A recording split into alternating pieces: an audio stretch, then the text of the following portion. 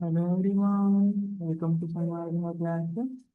ಬಲ ಮತ್ತು ಚಲನೆಯ ನಿಯಮಗಳು ಪಾಠದ 12ನೇ ಪ್ರಶ್ನೆ.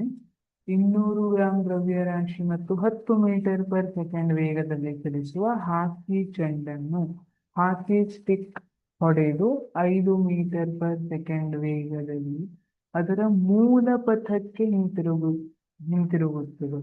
ಅಂದ್ರೆ ಈ ತರ ಹೋಗ್ತಾ ಇತ್ತು ಬಾಲ್, ಅಂದ್ರೆ ಸ್ಟಿಕ್ ಇಂದ ಹೊಡೆದದು ವಾಪಸ್ ಇದೇ ಡೈರೆಕ್ಷನ್ ಅಲ್ಲಿ ಬರ್ತಾ ಇದೆ.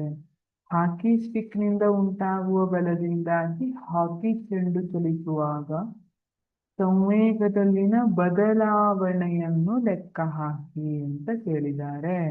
ಏನ್ ಕೊಟ್ಟಿದ್ದಾರೆ? ಮಾಸ್ ಕೊಟ್ಟಿದ್ದಾರೆ 200 ಗ್ರಾಮ್.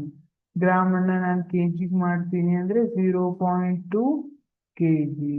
ಯಾಕೆಂದ್ರೆ ನಮಗೆ ಗೊತ್ತು 1 gram is equal to 0.001 kg. ಹಾಗಾಗಿ 200 gram is equal to 0.2 kg ಆಯ್ತು. ವೇಗ ಎಷ್ಟು ಕೊಟ್ಟಿದ್ದಾರೆ? U is equal to 10 metre per second. ಇದು ಆರಂಭಿಕ ವೇಗ, ಹೋಗ್ತಾ ಇದೆ ಬಾಲ್. ಈಗ ಸ್ಟಿಕ್ ಇಂದ ಹೊಡೆದ ಮೇಲೆ ಅಂತಿಮ ವೇಗ ಏನಾಯ್ತು? 5 ಮೀಟರ್ ಪರ್ ಸೆಕೆಂಡ್ ಅಂತ ಬರ್ಕೊಳ್ಳೋದಲ್ಲ, -5 ಮೀಟರ್ ಪರ್ ಸೆಕೆಂಡ್ ಅಂತ ಬರ್ಕೋಬೇಕು. ಅಲ್ಲಿ ಮೈನಸ್ ಸೈನ್ ಬರ್ಕೊಂಡಿರ್ಬೇಕು, ಸರಿನಾ? ಹಾಗಿದ್ರೆ ಸಂವೇಗದಲ್ಲಿನ ಬದಲಾವಣೆಯನ್ನು ಲೆಕ್ಕ ಹಾಕಿ ಡೆಲ್ಟಾ ಪಿ ಅನ್ನ ಕೇಳ್ತಾ ಇದ್ದಾರೆ. ಸರಿ, ಈಗ ನಾವು ಡೆಲ್ಟಾ ಪಿ ಅನ್ನ ಫೈಂಡ್ ಔಟ್ ಮಾಡಬೇಕು ಅಂದ್ರೆ ಡೆಲ್ಟಾ ಪಿ ಅನ್ನುವಂಥದ್ದು ಸಂವೇಗದಲ್ಲಿನ ಬದಲಾವಣೆ. ಅಂತಿಮ ಸಂವೇಗ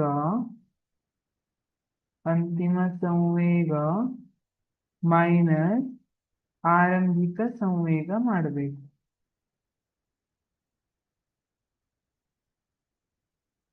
ಸರಿ, ಅಂತಿಮ ಸಂವೇಗ ಅಂದ್ರೆ m ಇಂಟು ವಿ ಆಯ್ತು, ಮೈನಸ್ ಆರಂಭಿಕ ಸಂವೇಗ. ಇಲ್ಲಿ ರಾಶಿ ಅನ್ನುವಂಥದ್ದು ಕಾನ್ಸ್ಟಂಟ್ ಇರೋದಕ್ಕೆ, ಸ್ಥಿರವಾಗಿರೋದಕ್ಕೆ ಎರಡು ಕಡೆ m ಅನ್ನೇ ತಗೋತಿದ್ದೀನಿ. m ಇಂಟು ಆರಂಭಿಕ ಸಂವೇಗ ಯು ಅಲ್ವಾ? m ಅನ್ನ ಕಾಮನ್ ತಗೊಂಡ್ರೆ ವಿ ಮೈನಸ್ ಯು. ನೀವು ಇಷ್ಟೆಲ್ಲ ಬರಿಬೇಕಂತ ಇಲ್ಲ, m into v minus u ಬರೆದ್ರು ನಡೆಯುತ್ತೆ. ಬಟ್ ಯಾಕೆ ಹಂಗ್ ಬಂತು ಅಂತ ನಿಮ್ಗೆ ಗೊತ್ತಾಗ್ಲಿ ಅನ್ನೋದಕ್ಕೋಸ್ಕರ ಇದನ್ನು ಬರೆದು. ಸರಿ, m ಏನಿದೆ 0.2 kg ಇಂಟು ವಿ ಏನಿದೆ ಮೈನಸ್ 5 ಮೀಟರ್ ಪರ್ ಸೆಕೆಂಡ್ ಇದೆಯಾ? ಸರಿ, ಈಗ ಮೈನಸ್ ಯು ಏನಿದೆ 10 ಮೀಟರ್ ಪರ್ ಸೆಕೆಂಡ್ ಇದೆ. ಹಾಗಿದ್ರೆ 0.2 ಇಂಟು -5 -10 ಅಂದ್ರೆ ಎಷ್ಟಾಯ್ತು? -15 ಅಂದ್ರೆ -3 kg ಮೀಟರ್ ಪರ್ ಸೆಕೆಂಡ್ ಅಂತ ಆಯ್ತು. ಇದು ಬದಲಾವಣೆ. ಯಾವುದ್ರಲ್ಲಿ? ಸಂವೇಗದಲ್ಲಿ ಬದಲಾವಣೆ. ಇಲ್ಲಿ ಮೈನಸ್ ಸೈನ್ ಏನನ್ನ ಇಂಡಿಕೇಟ್ ಮಾಡ್ತಾ ಇದೆ?